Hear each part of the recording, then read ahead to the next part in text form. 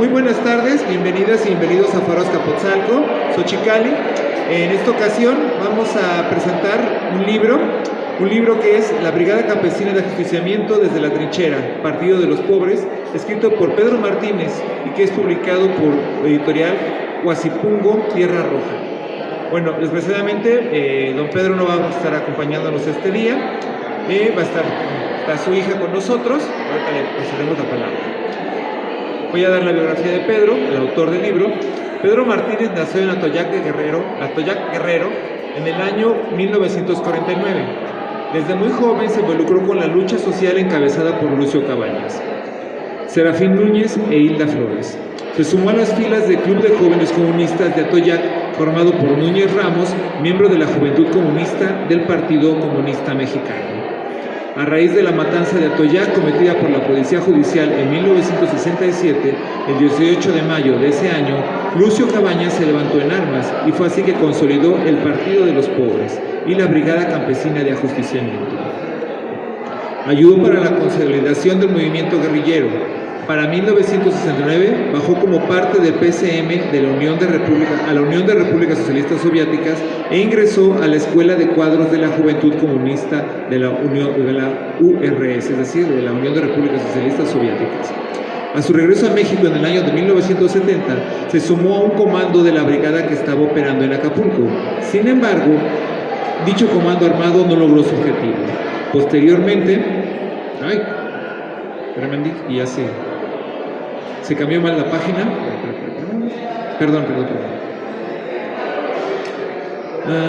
Posteriormente se trasladó a la sierra para incorporarse a la Brigada Campesina de Ajusticiamiento.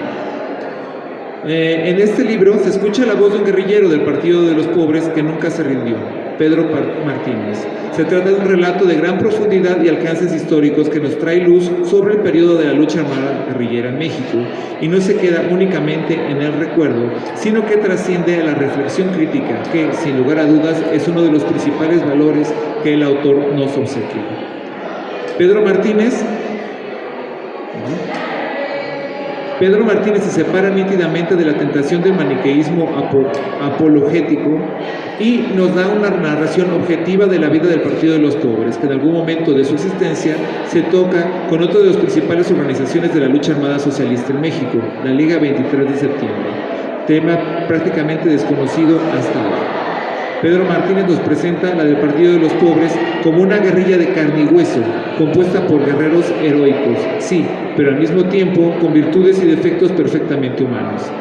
El señor Martínez nos da un ejemplo de que sí es posible recuperar la historia de la guerrilla, desde adentro, desde sus protagonistas, con la epistemología propia. Y bueno, para hablarnos un poco de ello, tenemos aquí a la maestra Eneida Martínez Ocampo, que es licenciada y maestra en Historia por la Facultad de Filosofía y Letras de la Universidad Nacional Autónoma de México y que ha publicado varios artículos en La Jornada, Rompimiento TV y Contralínea. Bienvenida, maestra. Muchas gracias, bienvenidas y bienvenidos a la presentación de este libro. De antemano les pido una disculpa porque el autor que estaba originalmente destinado para presentar su propia obra, pues anda en Guerrero, vino el ciclón y se quedó atorado allá. Entonces la carretera por donde pasa el autobús todavía está maltrecha y no puede salir para acá. Entonces está allá. Y ese es un motivo bastante fuerte por el que no alcanzó a venir a su propia presentación.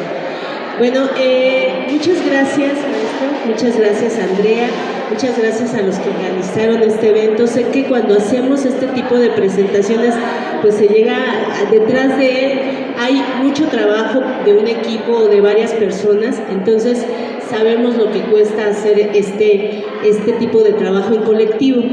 Y bueno, yo solo daré algunas pinceladas de lo que fue el Partido de los Pobres y su brazo armado, la Brigada Campesina de Ajusticiamiento, donde participó mi padre, pero también participó mi mamá y participó la familia, tanto materna como paterna. Entonces fueron varios miembros que estuvieron en las filas de la Brigada Campesina de Ajusticiamiento. Voy a hablar un poco de Lucio Cabañas porque, como bien saben, Lucio Cabañas fue el dirigente, el líder de esta guerrilla rural muy importante que se desarrolló en el estado de Guerrero, principalmente en el municipio de Atoyac, Coyuca de Benítez, Tepan de Galeana, donde estuvo la brigada moviéndose. Bueno, Lucio Cabañas, se formó en la normal rural Raúl Isidro Burgos, muy conocida como Ayotzinapa. Él llegó, voy a dar su fecha de nacimiento, que próximamente en diciembre cumplirá, aparte de que cumple 50 años de muerto, también nació en diciembre, fue un 15 de diciembre de 1937. Investigando sobre él, uno se puede dar cuenta de las imprecisiones que se encuentran en varios textos que han sido publicados, ¿no? Hay una variedad ahí de años, pero Pablo Cabañas nos dice que el hermano de Lucio Cabañas, que afortunadamente aún vive, él fue el que precisa que fue en 1937 el año en que nació Lucio Cabañas, el 15 de diciembre. Nació en El Porvenir, en el municipio de Atoyac, en el estado de Guerrero. Él a los 17 años, Lucio parte de su pueblo, se va de su pueblo, sale y se va a Tixla a terminar su 6º año de primaria. Él llega a la normal y concluye ahí su 6º año, continúa con la secundaria y posteriormente su formación de profesor. Inmediatamente que entra a la normal, se empapa en la vida política de la propia normal, en sus dinámicas de formación que tiene la normal con respecto a sus alumnos, la formación política. Él entra, hay un organismo muy importante que se forma en los años 30, que es la Federación de Estudiantes Campesinos Socialistas de México, la FEXO, donde él entra como secretario, gracias a una votación que se hace, entra como secretario general de la FEXO. Eso le permite viajar por toda la República, conocer las problemáticas de las normales rurales y pues formarse aún más como un luchador social. También hay un movimiento muy importante que se lleva a cabo en el estado de Guerrero con respecto a un gobernador sanguinario, un gobernador llamado Raúl Caballero Aburto, que su gobierno fue de 1957 a 1961, y este nepotismo, este gobierno represivo generó un movimiento que a la postre lo derrotó o lo quitó del poder. Este movimiento fue un movimiento encabezado por la Asociación Cívica Guerrerense. Ahí estaba otro personaje importante en las guerrillas rurales. ¿A quién me refiero? A Genaro Vázquez Rojas. Lucio era estudiante de la normal y él se suma a este movimiento contra Caballero Aburto. Entonces, si vemos la trayectoria de Lucio, vemos cómo está formándose como lo repito, como luchador social, y esto le dará bastantes elementos para entender las dinámicas que existen dentro de la sociedad, sobre todo de Atoyac, y lo vamos a ver en un momento. Sale de la normal, concluye su puesto en la FEXU, estuvo 2 años, sale de la normal, se va a dar clases. Esto es bien importante en su vida porque forma a niños y niñas que habían estado acostumbrados a tener una educación bastante represiva.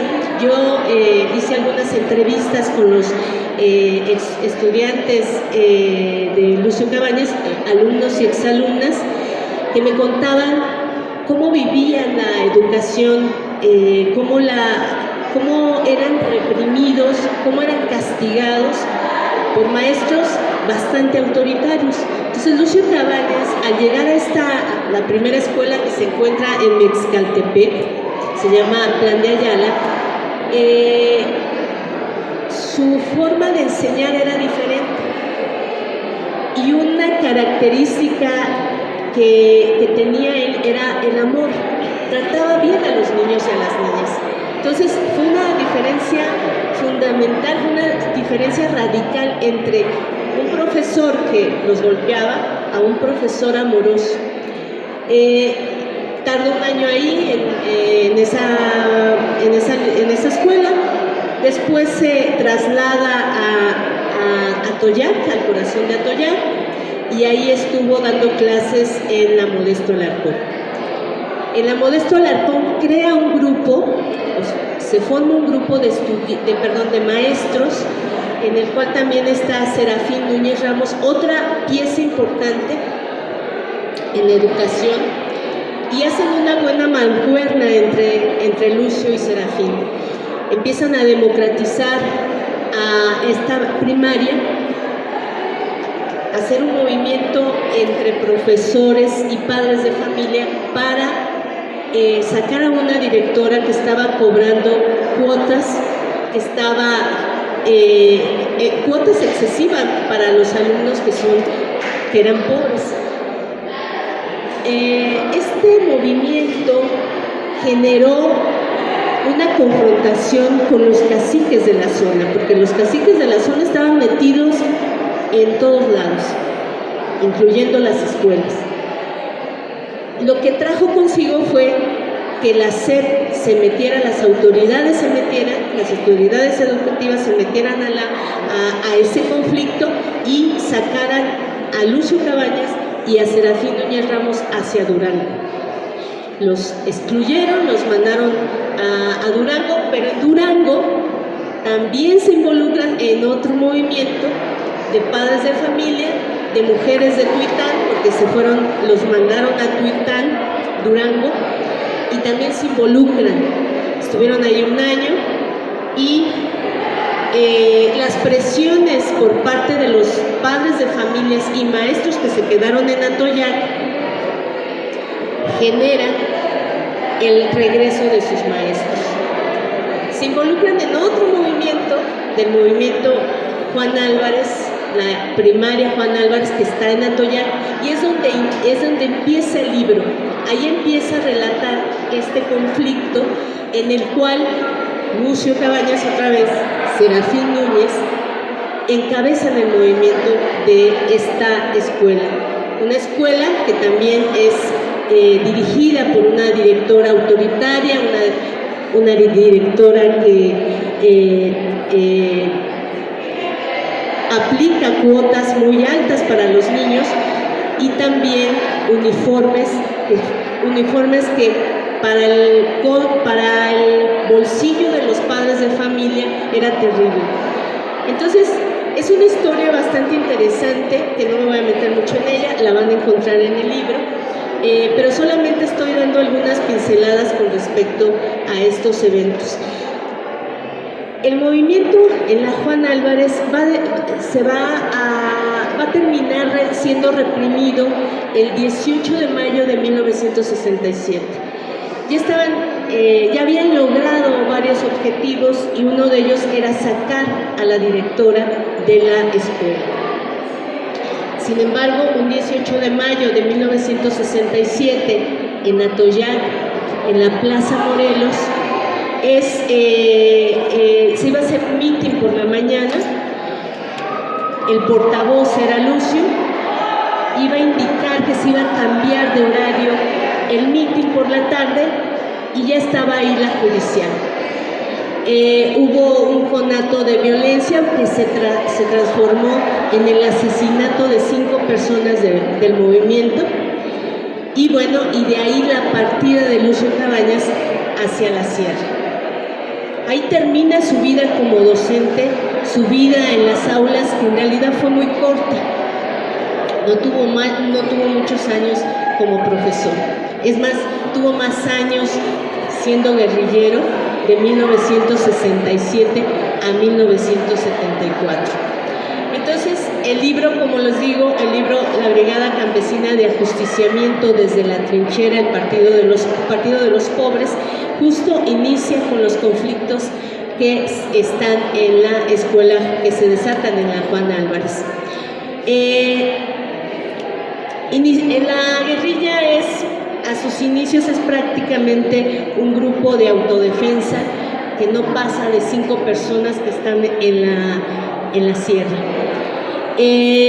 Paulatinamente va creciendo el movimiento. Mayoritariamente al inicio son familiares que forman este núcleo armado. Se crean comisiones, van a ver en el texto cómo explica el autor la creación, la organización interna de la guerrilla. Se crean comisiones para hacer actividades. Hay una comisión que se llama Comisión de Dirección, que trata de ser más horizontal la dirección de la guerrilla. Eran 5 personas quienes dirigían la guerrilla, y cada dirección duraba alrededor de un año. El sostén de la guerrilla fue fundamentalmente la población. Sin la población no podríamos entender por qué se mantuvo el grupo armado activo desde 1967 a 1974. Fue muy importante que los brigadistas, las brigadistas y los brigadistas tuvieran recorridos por la sierra, porque al hacer este tipo de recorridos iban sumando adeptos al movimiento armado. Bueno, otra de las formas que se sostenían pues fueron las llamadas expropiaciones y también los secuestros. No todos terminaron con buen fin y no todos obtuvieron dinero, y aquí lo va a relatar bastante bien el autor. También hubo importantes enfrentamientos emboscadas contra el ejército, que fue el punto cúspide de la brigada. Eso la percepción del autor es eso, que cuando se lograron esos ataques contra el ejército, estaba en un momento muy importante de fuerza la guerrilla. Pero vino pero antes quiero también otro pasaje que me parece sumamente importante que sucedió a finales de noviembre de 1972. Se efectuó la asamblea en la Sierra del Zanate de la organización partidaria. Ahí hubo un encuentro de varias organizaciones armadas. Estaba en proceso la formación de la Liga Comunista 23 de septiembre. No era todavía liga, era la organización partidaria. Sabemos que en marzo de 1973 fue cuando se funda la Liga Comunista 23 de septiembre. Viene ya para ir cerrando, viene lo que el autor considera fue el momento que va en declive la guerrilla, que es el secuestro de Rubén Figueroa en mayo, 30 de mayo, y lo tuvieron hasta septiembre de 1974. Es un momento muy complicado para ellos. Empieza a haber bastante represión por parte del ejército en los pueblos de la sierra, y termina con el rescate por parte del ejército de Rubén Figueroa.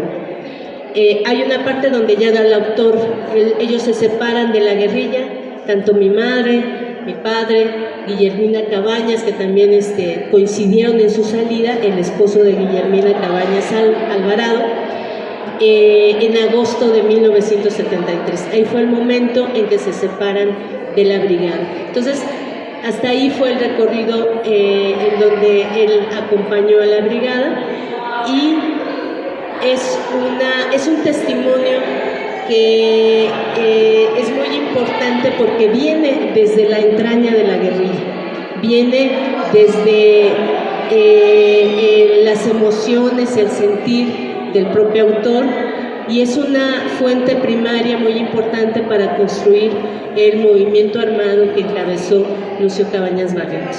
Muchas gracias. Muchas gracias, Zenaida. Muchas gracias por este recorrido en este libro. Y bueno, aquí a mi derecha tenemos al editor, a David Cilia. David Cilia es doctor en Desarrollo Rural por la Universidad Autónoma Metropolitana Campus Xochimilco, exmilitante de la Liga Comunista 23 de septiembre, exprisionero político, cofundador del Foro Permanente para la Comisión de la Verdad de la Asociación sobre Sobrevivientes de la Guerra Sucia y de la revista Vivir para Contar. Actualmente es investigador del Programa Nacional Estratégico de Seguridad Humana y director de la editorial Huasipungu Tierra Rusa. Adelante, David, muchas gracias. Pues muchas gracias por la invitación. Trataré de ser breve, ahora sí es en serio, trataré de ser breve. Bueno, ¿por qué es importante el libro que estamos ahora presentando, el libro Desde la Trinchera del compañero Pedro? ¿Por qué? ¿Por qué es importante? Porque hay una parte de la historia que se ha mantenido oculta en nuestro país. No es la única que se ha mantenido oculta. Hay una parte de la conquista que no tenemos más que la información que dieron los conquistadores y algún otro testimonio. Hay otra parte que conocemos como la Guerra de los Cristeros, que de la misma manera está oculta todavía ahora para la mayoría de la población. Pero especialmente esta otra parte de la guerrilla en México es completamente... ha sufrido un tratamiento por el Estado de tal manera de que en su momento no solo se acusó a las personas de los peores delitos y de ser unas personas desquiciadas, sino que una vez que no pudieron y la insurrección seguía avanzando en todo el país, optaron por mantenerse en el silencio. Del 77 en adelante, el gobierno dio la orden a todos los medios de comunicación de que no hablaran de la guerrilla, y entonces a partir de ahí hay un gran vacío. Para recuperar este espacio ha habido grandes esfuerzos que yo clasifico en 3 etapas, y la primera etapa es cuando el mismo gobierno publicaba libros supuestamente escritos por la guerrilla, pero para que la opinión pública, para que las personas se confundieran. El gobierno mexicano publicó un libro que se llamó El Guerrillero, luego un segundo libro, El Guerrillero 2. Previamente había publicado un libro sobre el asalto al cuartel de Madera en 1965, que se llamó Qué poca madera. Escribió un libro sobre el 68 y sobre el 71, las batallas de 1968 y de 1971, que se llamó El Móndrigo. Y la información entonces que teníamos son unos detestables hippies, robavacas, asesinos, marihuanos, drogadictos, y lo pueden ver ustedes esos epítetos en los informes presidenciales, por ejemplo, de Gustavo Díaz Ordaz, o en las entrevistas oficiales que se le hizo a ese deleznable sujeto en aquel entonces. Y entonces esa era la información que tenía la población. Por supuesto, la radio, los periódicos y digamos la televisión no hacía más referencia, salvo lo que dijera el gobierno que tenía que decir. Con esto se abre, a partir de una novela que escribe Carlos Montemayor, que precisamente estamos en la biblioteca Carlos Montemayor, que me tocó inaugurarlo junto con Susana de la Garza en algún momento, este hermoso lugar, aunque estaba más hermoso en aquel entonces. Carlos Montemayor inaugura una nueva época para conocer el tema de las guerrillas. Y no es que sea, como dice el compañero Pedro, un libro muy exacto, ¿no? Hay varios compañeros que han hecho críticas hacia la exactitud o fidelidad de los hechos ahí narrados, pero lo importante y trascendente históricamente de la obra de Carlos Montemayor con su libro Guerra en el Paraíso es que por primera vez en la historia de este país se trata a la guerrilla de una manera que no es denostativa, de una manera que es respetuosa, básicamente respetuosa, más allá de la exactitud, y es difícil en una novela reflejar la exactitud de un movimiento guerrillero porque es una novela precisamente. Más allá de esas críticas, lo verdaderamente importante es que por primera vez habla de los guerrilleros de manera pública y abierta con respeto, y eso es muy importante. Eso es muy importante porque sin respeto nosotros no podemos conocer a nuestra historia. Cuando nosotros tratamos a los que no piensan como nosotros sin respeto, no estamos entendiendo la realidad. Todo este periodo que estamos viendo ahorita de toda esta burda situación por la que atraviesa el país tiene mucho que ver con la falta de respeto. Los contrincantes o los oponentes o los enemigos políticos no se tratan con el mínimo respeto. Y aún dentro de la guerra, aún dentro de los enfrentamientos armados, hay una cosa que los verdaderos combatientes no le pueden quitar al otro, que es su propia dignidad, porque entonces no están combatiendo contra seres iguales a ellos. Todos los teóricos de la guerra han reconocido esta parte de que no puedes combatir contra alguien que ni siquiera le tiene respeto. Entonces, a partir de ahí se inaugura una nueva forma de ver la guerrilla, y de ahí empiezan a surgir como hongos bajo la lluvia varios otros escritos, análisis, investigaciones periodísticas, tesis. Desde la academia empiezan los jóvenes a irrumpir con mucha información, rescatando, tomando testimonios, tomando de la información disponible en los medios de comunicación, particularmente en los medios impresos, empiezan a reconstruir toda esta otra historia, que es la historia del movimiento armado socialista en México.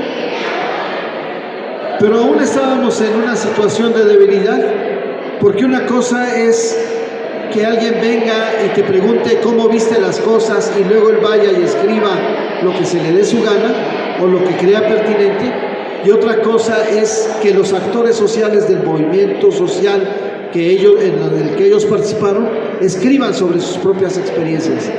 No los guerrilleros tenían la gran formación que tienen los estudiantes actuales de historia, pero les aseguro que tenían más preparación que los actuales estudiantes de cualquier carrera. Uno de los hechos que no se ha podido insistir demasiado, pero que la policía lo sabía, porque ellos lo confesaron, ya hay registro de esto, es que, por ejemplo, Nazar Haro era uno de los principales torturadores y desaparecedores de personas, era un criminal gubernamental, era un funcionario público asesino, era un sicario, torturador, depravado, y digo depravado como una definición de lo que hacía con nuestras compañeras, no porque le tenga algún odio en especial. Él mismo reconocía que si en una escuela él analizaba cuáles eran los mejores calificados de esa universidad, seguro que iba a encontrar guerrilleros ahí, y no le fallaba, así era. La mayoría de los compañeros que participaron en el movimiento armado socialista, que surgieron de la universidad, eran de lo más avanzado. Lamentablemente la mayoría de ellos fue asesinado o se encuentra aún ahora desaparecido en una cárcel clandestina. Pero eso no quiere decir que los que quedaron no pudieran hacer su propia aportación y su propia reconstrucción de su propia historia. Lamentablemente la represión por la que han pasado la mayoría de los compañeros, o hemos pasado la mayoría de nosotros, ha impedido que esto sea posible, pero no del todo. Ahí está este libro, de Pedro Martínez, que desde la guerrilla, desde la montaña, desde los senderos en la sierra, escribe y lo recuerda todo con nitidez, además de que es una persona muy capaz y muy organizada, y entonces nos trae esos momentos de la guerrilla de Lucio Cabañas. Son pocos los trabajos que podemos reconocer así. Otro de ellos es el que escribió el compañero Florencio Lugo Hernández, Florencio fue uno de los primeros, fue parte del primer grupo guerrillero en México, el que asaltó el cuartel de Madero el 23 de septiembre de 1965, evento que inaugura para la historia de México el periodo reconocido, por lo menos por nosotros, como el periodo de lucha armada socialista. De 13 combatientes que intentaron asaltar el cuartel, 5 fueron muertos, 8 fueron muertos y 5 quedan huyendo, heridos, lastimados, tienen que esconderse, incomunicados entre sí, y él, después de muchas aventuras, termina aquí en el estado de Morelos incorporándose a la Asociación Cívica Nacional Revolucionaria, otra guerrilla que ya había sido formada por Genaro Vázquez Rojas. Aquí él se incorpora y, entrando en la cárcel de Lecumberri cuando lo capturan después de una balacera, platica con sus compañeros de su historia, y no falta que compañero digno, inteligente, brillante, transcribe todo esto que les narra el compañero Florencio Lugo Hernández, y ese escrito, que es un manuscrito que luego es mecanografiado y que luego pasa por 20 años o más, por 20 años pasa, hasta que llega a nuestras manos, a lo que ahora es Editorial Guastepillo Tierra Roja, y lo publicamos sin saber ni siquiera el nombre del autor. Sabíamos que se llamaba Florencio, pero no teníamos sus datos, y cuando lo publicamos, al hacerlo público, al darlo a conocer, pues entonces también nos encontramos con Florencio Lugo Hernández, ¿no? Pero el testimonio tiene el valor de que ni siquiera tuvo el autor la posibilidad, después de escribirlo, de decir, mejor le quito esto para que no se vea feo, o mejor le pongo esto para... No tuvo la oportunidad. Fue una narración auténtica, profunda, desde lo hondo de la experiencia que él había tenido, y por eso es un libro que, al igual que el de Pedro, nos refleja esta vida de la lucha guerrillera tal cual y sin adornos, porque esa es una de las características del libro de Pedro. Hay otros escritos de otros guerrilleros o exguerrilleros que en mucho han planteado, aunque inconscientemente, la necesidad de justificarse. Cuando yo escribo algo y sé que lo va a leer mi nieto, pues voy a querer que algunas cosas presentarlo un poco más bonito de lo que en realidad fue, porque no tengo la intención de que mi nieto o mi nieta después diga, oye, abuelo, ¿por qué hiciste esto?, ¿no? Entonces hay mucha tentación a cuando escribimos autojustificarnos, y hay otra tentación, o que no es tentación, sino parte de nuestra formación, que nos lleva a comprender lo que nos pasa a todos nosotros a partir de los ojos de nosotros, y tenemos un punto de vista unilateral, y entonces la película se construye a partir del héroe de la película, y el héroe de la película es el que escribe. Ese también es un defecto que no encontramos en Pedro Martínez. Pedro Martínez se quita de sí mismo, de su personaje, y él mismo se describe tal y cual era real que era. Es decir, no necesita darse golpes de pecho de autocrítica, pero al narrar lo que está diciendo, no hay un intento de endulzar las cosas, de suavizarlas, de ponerlas color rosita. Es una escritura muy auténtica, muy autocrítica, no solo como persona, sino también como militante y como parte de uno de los principales grupos armados que han existido en este país.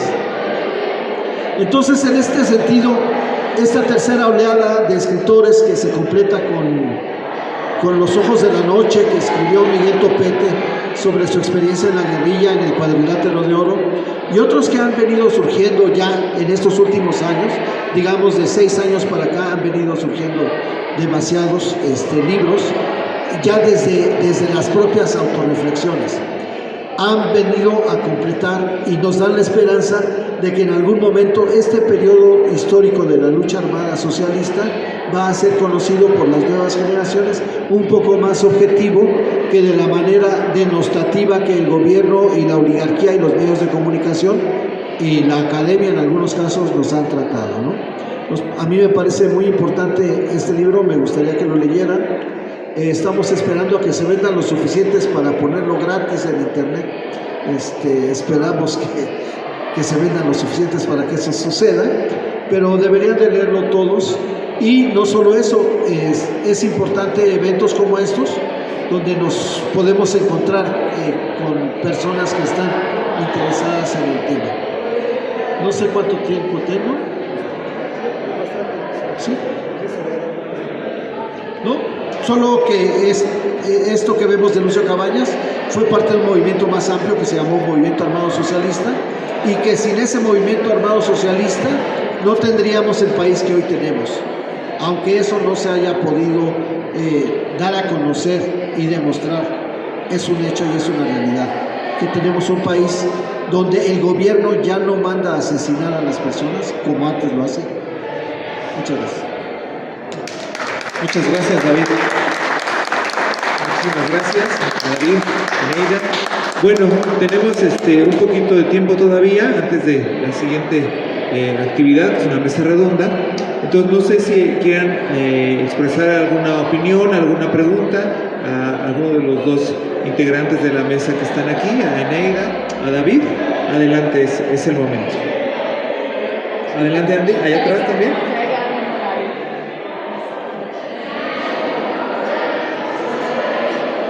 Sí, porque si no se escucha. Buenas noches a todos. Pues recientemente se acaba de descubrir un documento muy importante respecto a la lista de el famoso avionazo o avionazos, ¿cómo se llamaba? Carnita fresca, carnita para los tiburones. Los vuelos de la muerte. Recientemente se acaba de descubrir ese documento donde aparecen obviamente alguna lista ahí de algunas personalidades. Entonces no sé si sobre ese tema en el futuro pueda abundar algo más, sobre todo por este perverso personaje de la política y sobre todo de la policía, ¿no? La policía secreta o cínica que desapareció a tanta gente. Nazararo.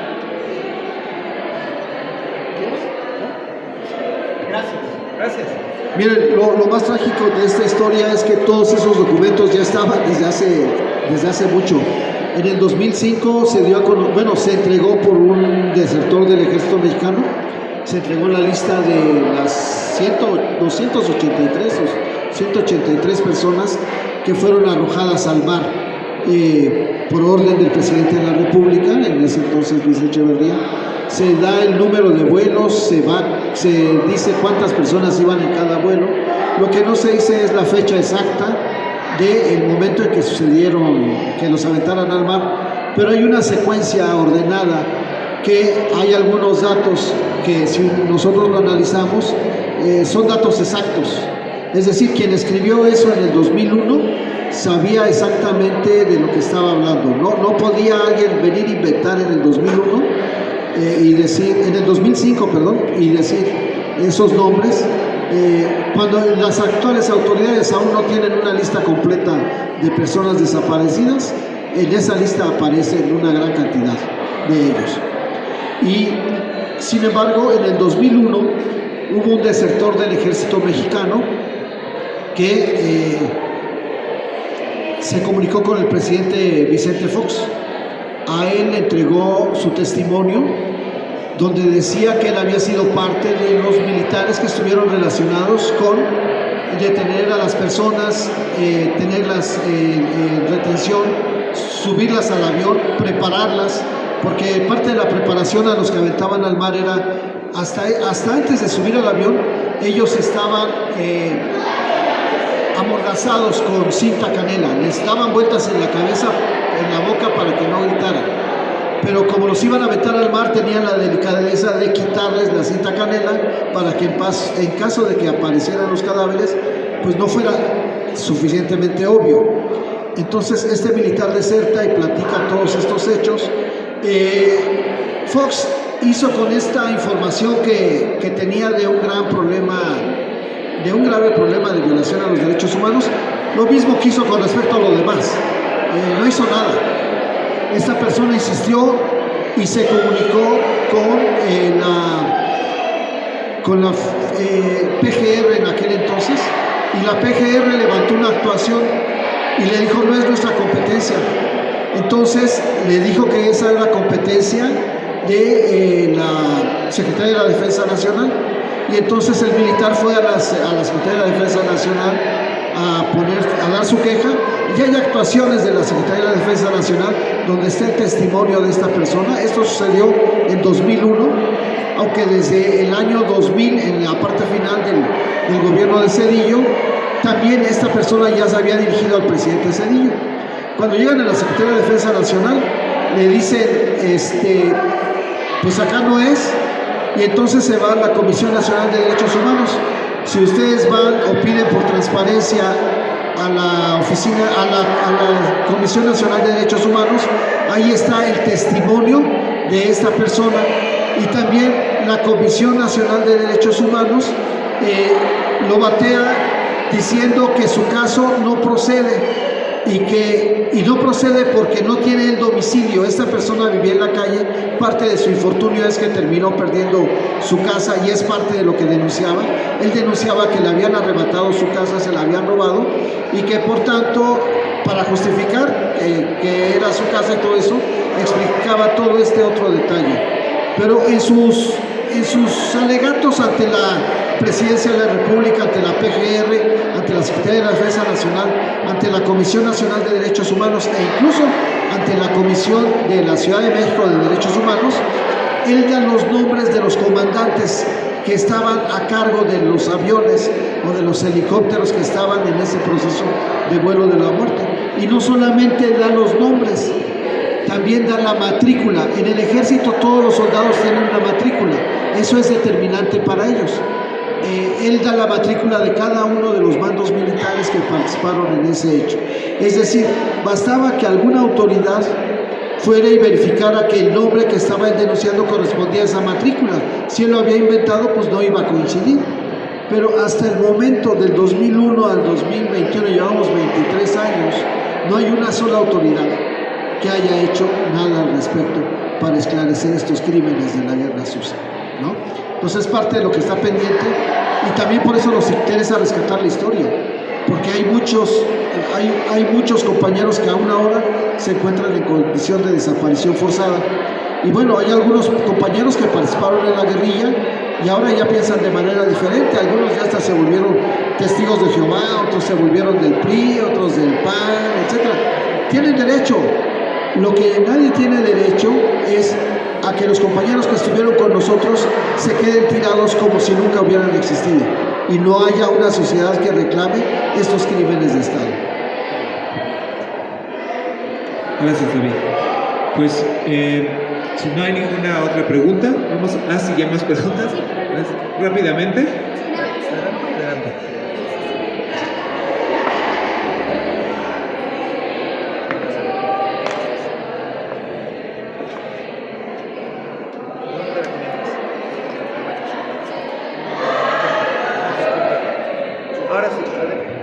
Ahora sí, adelante, chica. Mira, se escucha mucho mejor.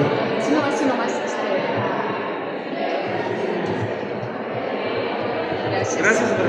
Gracias. Una pregunta, me gusta saber por qué el autor decidió sacar el libro ahorita, cuáles fueron sus motivos y por qué ahora.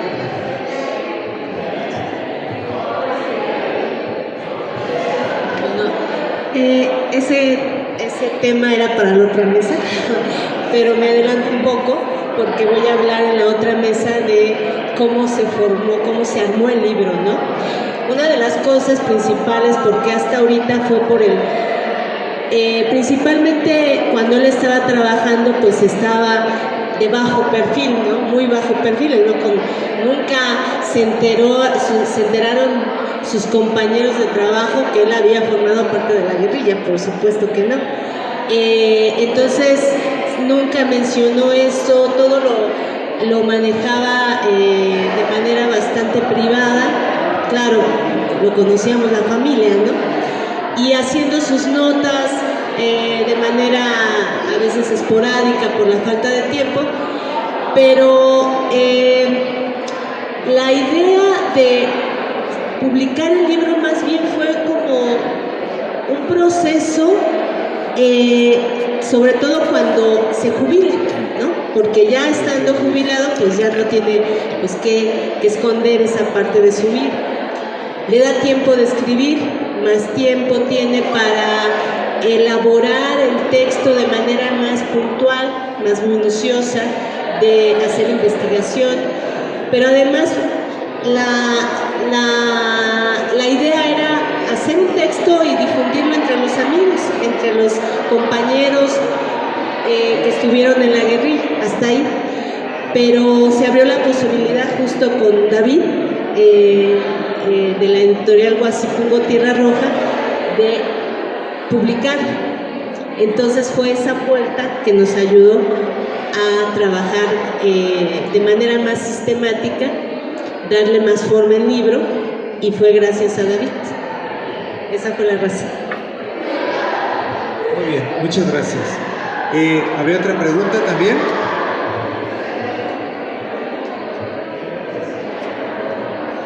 Sí, muy rápido. Es para saber si existe algún balance de ese periodo en el libro que se haga a partir de pues, toda esa experiencia que se tuvo, y también para conocer un poco la razón por la cual finalmente pues, terminaron saliéndose del Partido de los Pobres. Algo así mencionaste dentro de tu intervención, también para conocer las causas de esa situación. Gracias.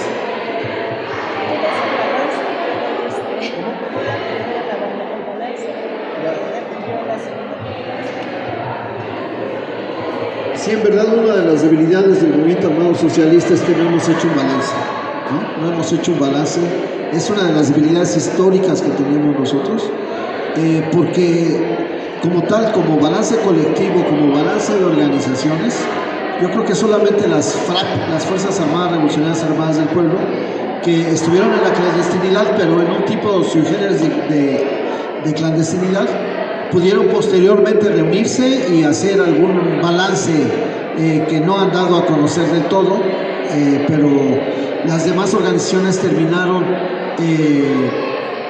disgregadas en la mayor parte de los casos. Y en el caso de la Liga Comunista 23 de septiembre, fue la organización que más participación tuvo en la vida política del país, y por tanto hay varias generaciones de guerrilleros, se puede decir, hay varios momentos, varios periodos internos de la Liga, y se atravesó con el fenómeno de la reconversión ideológica propiciada por la reforma política.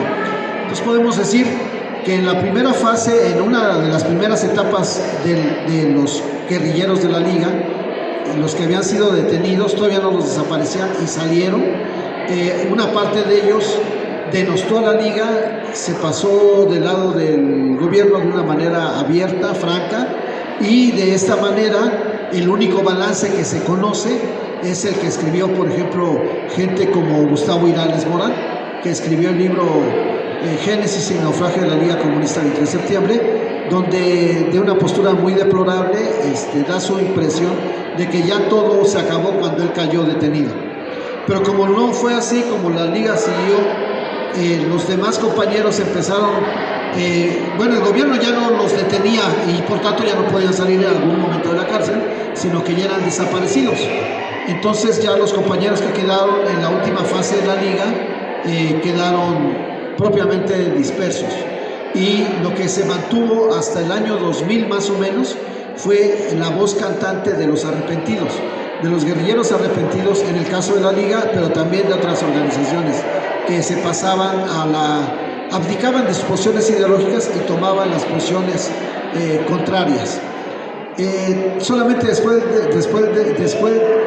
del 2000 se empezaron a dar las primeras reuniones de guerrilleros abiertas, más o menos, y que contenían a todos, y algunos empezaron a dar la cara, a salir, y a partir de ahí se han formado varios intentos para recuperar la memoria, que se han mantenido hasta la fecha. Nosotros somos parte de ese proceso de recuperar la memoria, pero el balance, nosotros estamos apostando ya no a un balance personal, sino el balance de la historia, y la única forma de contribuir a ese balance es publicando todo lo que se pueda de este periodo, ¿no?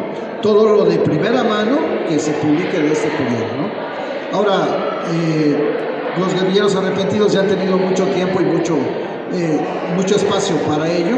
Se trata de todos los combatientes que estuvieron directamente vinculados, que aporten y que discutan, y para ello tenemos una revista que preside el compañero precisamente que está atrás, Enrique Telles, que se llama Vivir para Contarlo. En esta revista exponemos los puntos de vista, las reflexiones, las poesías, los testimonios de nuestros compañeros, y entre nosotros vamos construyendo una filigrana que nos va a permitir en algún momento, ya no nosotros, pero sí en el futuro, que haya un balance de este periodo. El único balance en el que todos coincidimos es que este país no sería igual si no hubiera existido la guerrilla. Muchas gracias. Sí. Mis papás se bajaron por la situación ya muy complicada, porque estaba secuestrado Rubén Figueroa, estaba secuestrada también la secretaria, era el sobrino de Rubén Figueroa y 2 tíos de Lucio Cabañas, eran 5 personas secuestradas. Entonces los militares estaban ocupando los pueblos. De hecho, el pueblo de mi mamá fue ocupado por el ejército. Mis abuelos tuvieron que salir. La casa de mi abuelo y de mi abuela era la más grande del pueblo y la utilizaron como cuartel militar. Entonces la represión en los barrios de la sierra estaba muy complicada. Entonces también la brigada estaba viviendo uno de los momentos más difíciles, y sobre todo por una cuestión bastante práctica. Mi mamá ya estaba embarazada de mí, entonces tenían que bajar prontamente, porque si no iba a pasar una catástrofe. Entonces Guillermina Cabañas también estaba embarazada, y ese fue el motivo principal, entre otros, de que se bajaran de la sierra. Muy bien. Bueno, pues vamos a pasar ya a la siguiente actividad, a la mesa de debate. Le agradezco mucho a Neida, a David, por estar aquí en Faro Azcapotzalco, y que bueno, bien lo menciona David, precisamente este faro, esta biblioteca que lleva el nombre de Carlos Montemayor, Biblioteca Comunitaria Carlos Montemayor, en homenaje a Carlos Montemayor, y tenemos aquí en el acervo algunos de sus libros, sus ejemplares. Así que bueno, ha sido complicado, una disculpa por el estado deplorable de la biblioteca. Pero bueno, hay muchas cosas que han pasado. Desafortunadamente no tenemos un control efectivo de la sustracción de libros. Esa es la realidad, ¿no? Pues hacemos nuestro mejor esfuerzo, pero pues sí, ¿no? Sí han, de hecho estaba toda la colección completa de publicaciones de Carlos Montemayor, y pues no sabemos exactamente cuántos quedan, ¿no? Porque también en el registro, en el cambio de autoridad de hace 6 años, se llevaron también el registro, ¿no? Entonces es complicado, pero una disculpa por ello, en lo que ahora sí que en lo que a mí me compete. Y bueno, pues agradecimiento nuevamente a Neida, a David por estar aquí. Muchísimas gracias, y también a todos ustedes.